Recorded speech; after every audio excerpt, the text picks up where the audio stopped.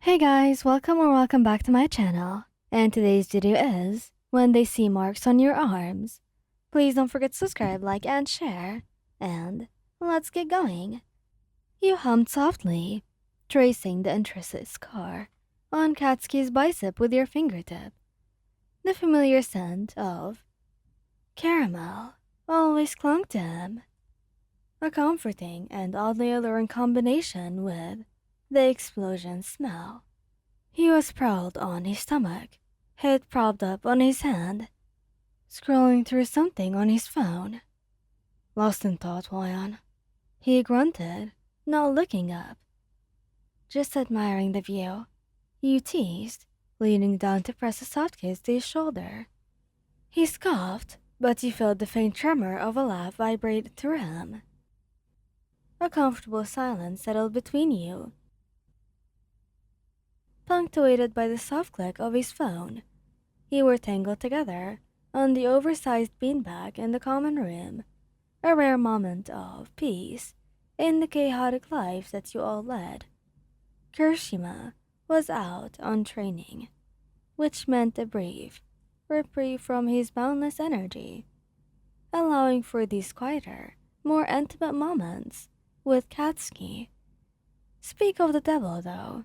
The door to the common room burst open, and in strode Ijiro, a wide, toothy grin splitting his face. His spiky red hair was even more disheveled than usual, and the faint sheen of sweat covered his brow. He looked like he just wrestled a bear and won. Hey guys, you won't believe that.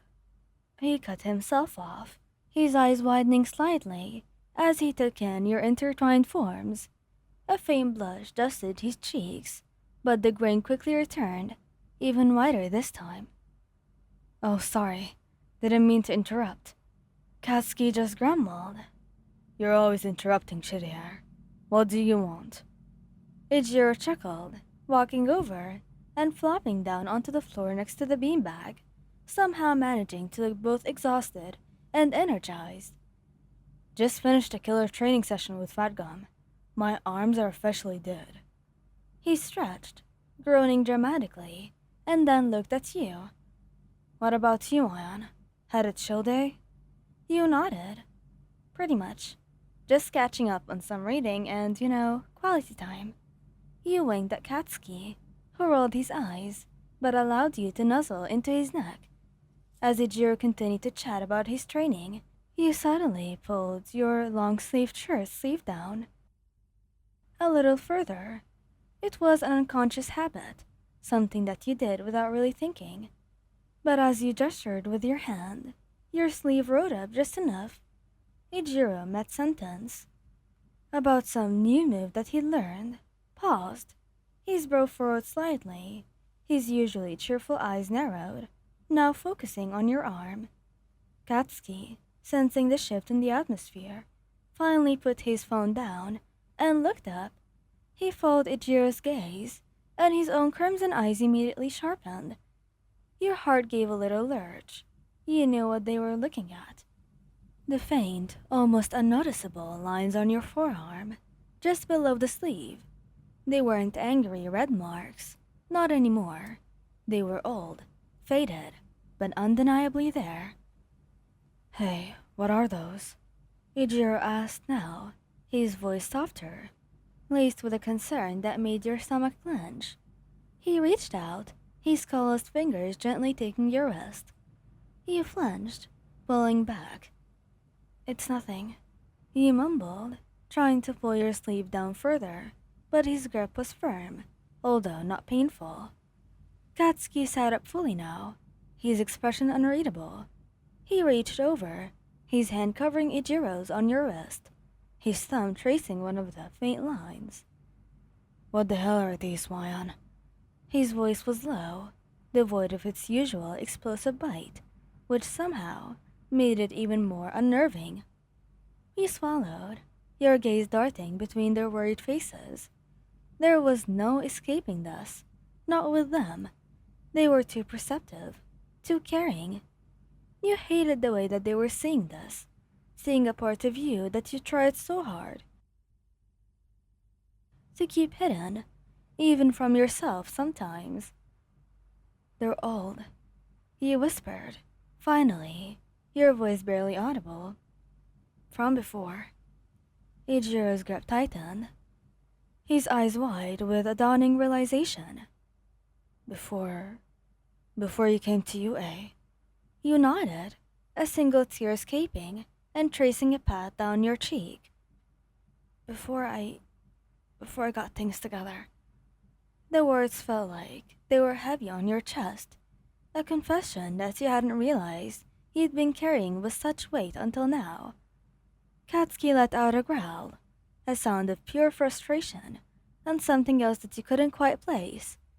He pulled your arm closer, his gaze fixed on the marks, a flicker of pain crossing his features.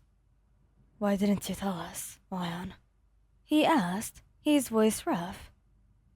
I just didn't want to worry you about me. I thought it was just in the past. And it is. I'm okay now, I promise. You admit it, finally looking at them, tears blurring your vision.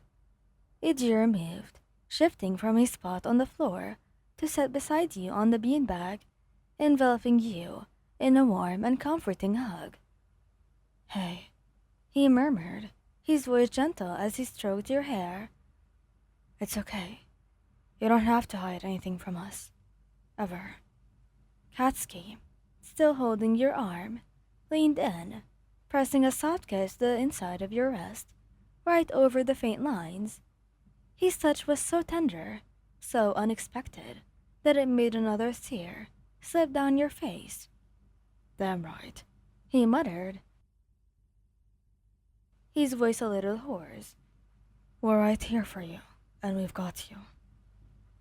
You leaned into their embrace, the warmth of their bodies surrounding you, their unspoken, understanding a powerful balm to your long-held secret. You felt a knot in your chest slowly begin to unravel. I'm sorry. Don't be, Ijiro reassured you. You're amazing, Ryan, and we love you, scars and all. Katsuki squeezed your hand in his. He's right. You're strong. You've always been. And we're not going anywhere. Now come here, you idiot. Don't make us worry like that again. He let out a watery laugh, a genuine one this time, as you found yourself sandwiched between them, their arms a protective and loving cage. The marks were still there, faded reminders of a past that you'd rather forget.